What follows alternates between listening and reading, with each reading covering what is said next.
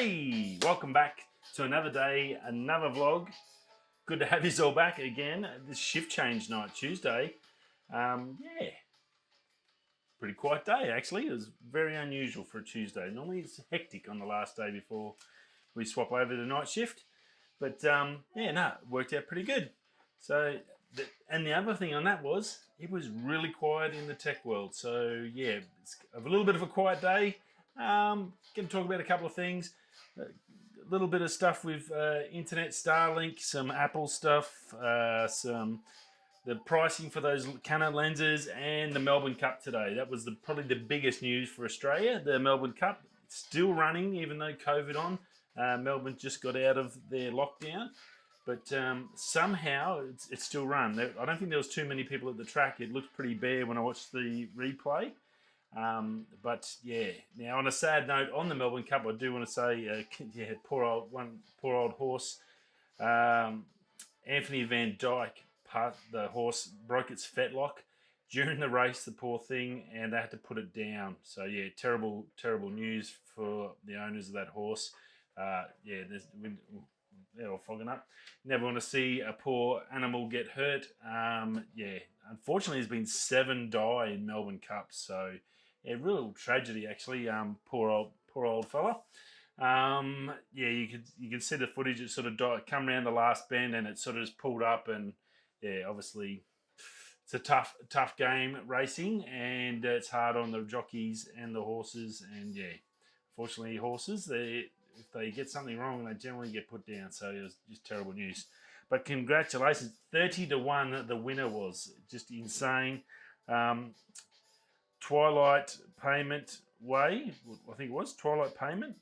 Yeah, Pavement, I think it was. 30-1. Wow, awesome. And then Tiger Moth was second with Prince of Aaron third.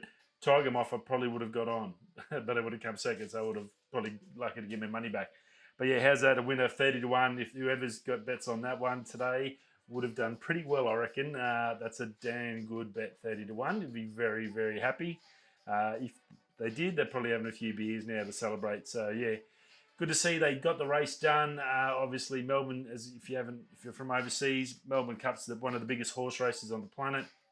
It's normally a massive affair with 100,000 people turning up to it. Obviously, Melbourne's just come out of a major lockdown from COVID. I don't think there was many. It did look like there was a few people on the sidelines. I don't know how big it was and how many people were allowed in. I'm sure it would have been heavily retracted from former years and would have been full masks and all sorts of rules in place. So, look, they got it done. We've got Major League Baseball got done. We're coming into NFL. They'll get that done.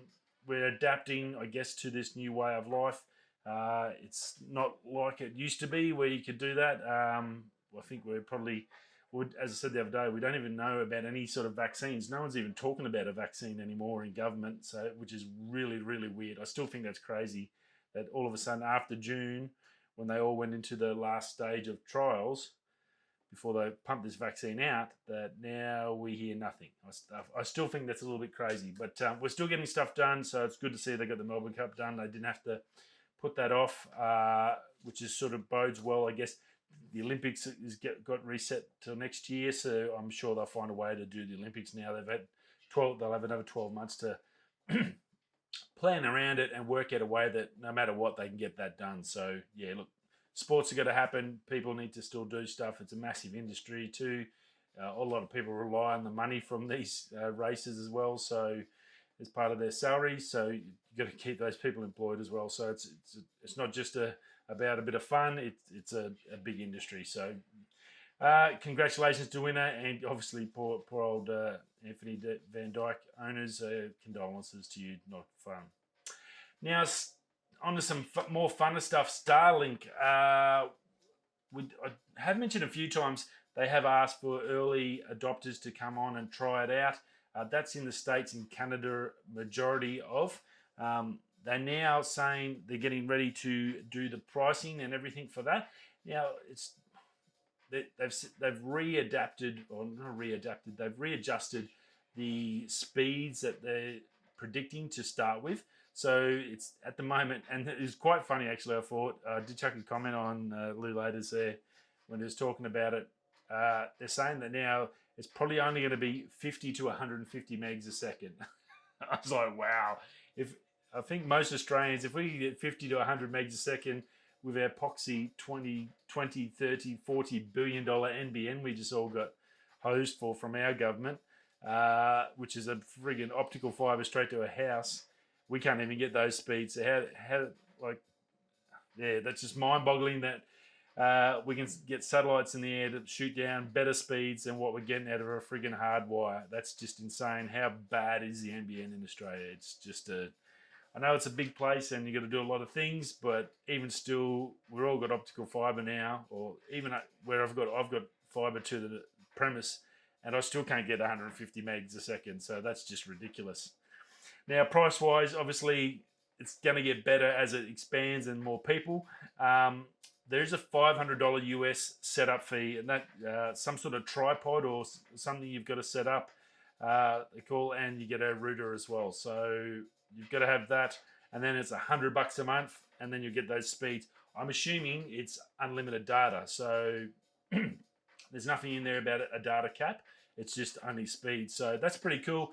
$100 a month. That's what I pay more than that now.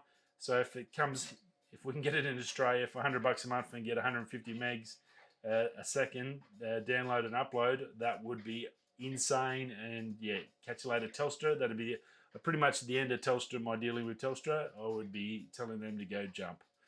I'd be very happy to see the back end of Telstra. I actually talked to Telstra today to chase up a bill, and they said they couldn't find anything wrong with it, even though I paid $30 more than last month, but they can't see the issue.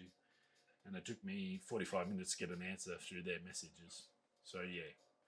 Anyway, while I was there, I did ask him about how my iPhone 12, which I pre-ordered, what sort of time frame, and apparently the Telstra line is 4 to 6 weeks delay in the phone. Now you can go and buy them in the shops everywhere at the moment, but for Telstra it's 4 to 6 weeks, so that's going to be after Christmas, as I think I predicted.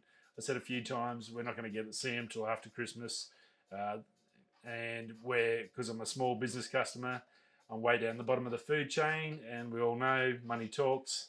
So they'll be going out to the big companies first and giving them to all their mates first before they look after the little guys. So yeah, I'd say January before I even see an iPhone 12. So it's probably good, because if it's no good and there's a heap of bad reviews, I can just go, I don't want it now. So yeah, very interesting. But yeah, that's my joys of Telstra. So yeah, Starlink, they're calling it the better than nothing plan or program. And as I said, they were apologising straight up that they're only going to get 50 to 150 meg. They were planning gigabytes a second down and upload speeds, and I'm assuming that is going to come down the track. I can't see them not getting there. So I think this is going to affect a lot of telecommunication companies across the globe. That's why Amazon's jumping in on it and doing the same thing. Telstra's in there, so yeah, it's going to be huge. Now it's got latency for you gamers, and I think gamers are probably going to be the ones that are going to be interested in the speeds as well. 20 milliseconds to 40 milliseconds latency. So a little bit of delay to start off. Again, that's going to get better as we go. Now, they did say that better than nothing basically means that a lot of the areas they're going to be targeting, especially like Canada and in the United States, is places where they don't have access to 5G or 4G or towers, out in the bush, on farms and stuff like that, or in the wilderness in Canada, where normally you just can't get service. Now you're going to be able to just hook it up, put your tripod outside your cabin, take it with you on the holidays, put your tripod outside, put the receiver on there, hook it up to your router, and then you've got gigabytes or at least 50 to 100 megs a second of data wherever you go. So you can go and work. If you're a book writer and you need to send stuff off to your publishers, you can go out and sit out in the wilderness and be in the middle of nothing with no one to annoy you, and do your thing and still be able to send your stuff off. So I think that's really cool. Good for photographers as well. If you're out bush and you're doing maybe a month, you want to go on a month thing, and you got to keep doing the YouTube videos and getting them up.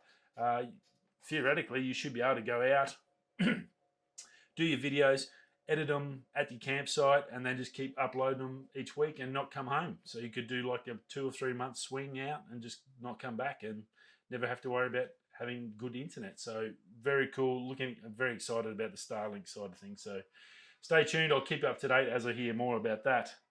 Apple that's the other big thing today. Apple has announced it's the last one for the year. We knew we were going to get another one out of them. It is November the 10th in the States. It's the 11th for us. It's 2 a.m. in the morning on the 11th. Wow. Luckily for me, that's my last night shift, so I'll be able to watch it live. But this is going to be the big one. Like the iPhone 12 everyone was waiting for. I think actually this is going to be the big one. All the rumors, the invite is pointing towards the new MacBooks, and we all know what's coming in the new MacBooks. That's the ARM chips. So this is the whole new platform, the whole new mobile system that Apple's going fully self-contained, their own processors, the end of the Intel experience. So yeah, it's going to be huge. I think for more reports and all testing on everything else they've done, like the A14 chip in the iPhone 12 is doing really good now. It's going to basically have a A14X chip in it. So, and everything's looking towards these are going to be better than even my 16-inch MacBook Pro with the Intel in it. So, unfortunately, mine's sort of probably already out of date and out of whack, but it's still amazing. I still love this computer. It's doing so well over the last one. But yeah, I think it's going to be a massive show, and there's like a lot of people are saying this is going to change computing, change laptops, and change the way we do our mobile, I guess, creation and stuff like that. So going to be huge, going to be a big show. I'm anticipating Apple's throwing a lot into this one. They really needed A, to work, and B, to show off that they're better than everyone else. This is a big chance for them to pull something out like when the iPhone came out. iPhone blew everyone away, changed the world. Well, I think this is the sort of event that you'll be one that I watched that one when that happened, like I did in 2007 when I seen the iPhone in New York on holidays. I said, I've got to get one of these phones. These are going to be huge. And obviously they were, and it changed the world. So, and I think these ARM Macs, that smaller 5 nanometer chip and like more power than like an 8, 9, 10 nanometer Intel now, it's just amazing what they can do with technology, and that's going to be a big one. So get ready for that. Now those Canon lenses we talked about, the little Coke can 70 to 200 and the 50mm 1.8. Got some prices now. They've leaked out early. Still haven't been released by Canon. I did go check on Australia and US. Still nothing out as yet on the release of them or what date that's going to be. But the 50mm 1.8 STM, that's going to be $200 US. So that's like a pretty good deal. That's a great entry level little portrait lens. Sort of a do of it all little prime. That'll sell pretty well, I think. The 7200 f4L, so it's not the 2.8, so it's the f4, $1,300 US. Oh, Jesus Christ, those L lenses are like freaking gold, man. I thought actually, I think I said to you yesterday or when I had the photos up, this might be like a good entry point. $1,300, that's 2,000 Australian dollars for a friggin' lens. And it's a telephoto, yeah, you're going to use it a bit, but not all the time. That's more than a camera. You can get the RP with a 24 to 105 on it for $999 US, but that one lens is another $400 US on top of that. Canon, you get these prices down. I know it's obviously going to be fantastic quality. It's an L lens. I understand all that. I can't imagine them being cheap to make, and I can only imagine what it takes to build them. But yeah, it's so much money. You're just like, oh no, man. It just makes it so hard to even think about full frame.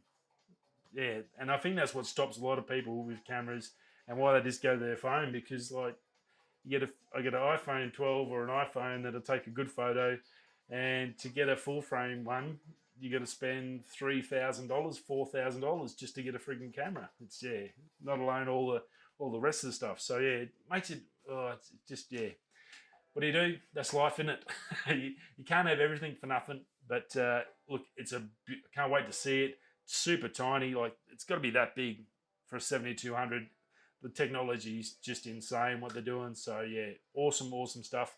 And I'm assuming we're going to see that in the next couple of days. Now that we've got that out. Tomorrow will be the Mini, and on the DJI Mavic Mini 2, which has basically been released due to that stuff up by Best Buy. And it was quite funny on Instagram today. They had their teaser Instagram stuff, and they've got the videos up on YouTube now. The teaser, I think it's something like Create a Dream or something like that. So they've got all their marketing coming to preempt the DJI Mavic Mini 2. And unfortunately, there's a heap of people on there that hadn't even realised that this Mavic Mini 2 had been sold in New York. So, yeah, the cat's already out of the bag and everyone already knows everything about it. There's already been an unboxing. The whole works is already done and dusted. So it was actually quite funny, and there was a heap of people really digging into DJI and stirring them up and mentioning dropping into Best Buys. And I wonder if it's 4K and got a light on it. That'd be amazing. So it was quite funny in that respect, I thought. So hopefully they've got a sense of humour, DJI. It was worth a good laugh, and it's pretty bad for them because they've probably spent a crap ton of money on the marketing campaign for this thing, and now it's just been all a waste because we already know everything there is to know. So yeah. Anyway, that's that. So we've got a few things. We've got the Mavic Mini. We've got the Apple event next week. So Mavic Mini's coming out tomorrow. Yep, that should be good. So we'll talk about that. I don't think I'll do a show tomorrow morning because I'll be tomorrow. So it'll be Thursday morning before I see you again. So I was going to go out and shoot a video tomorrow. Going to duck out, I think, to Bob Falls and a bit of surrounding, see if there's any water around and see what we can get with Benny. He's going to come out for a walk. So it should be pretty cool. Rightio. I'll see you all again tomorrow. Have a great evening. And yeah, if you're coming this way, that way, I'll catch you tomorrow. Peace. Thanks for stopping by.